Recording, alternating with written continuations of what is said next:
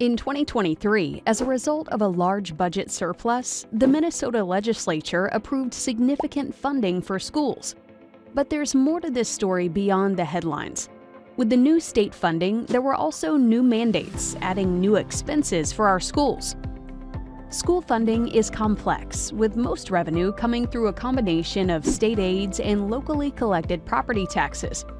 The majority of our district's revenue comes from the state in the form of general education aid.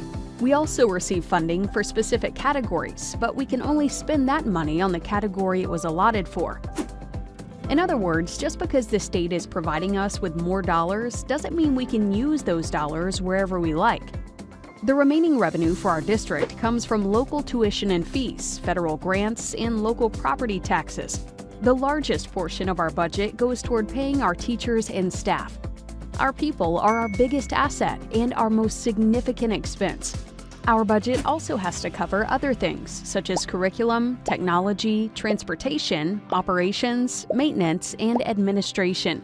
The state mandates some of our spending for things like special education services and certain required courses. But many state mandates do not include enough money to pay for them, so we have to take money from other important budgets to cover those mandates. Other factors that impact how we spend money include inflation, class size ratios, aging buildings, emerging technology, and the specific needs of our students. And while we work hard to balance our budget every year, sometimes unexpected factors can make a significant impact. When we find ourselves in a situation where the needs of our students are outpacing the funding we receive from state and local taxes, we may go to our community with a referendum to ask for additional funding.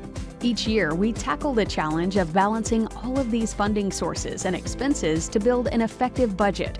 School budgets can be complicated, but what isn't complicated is our commitment to using our resources wisely on behalf of our students. We strive to be good stewards of the resources our communities have entrusted to us, while putting the needs of our students first. By working together, we can keep our schools and our community strong.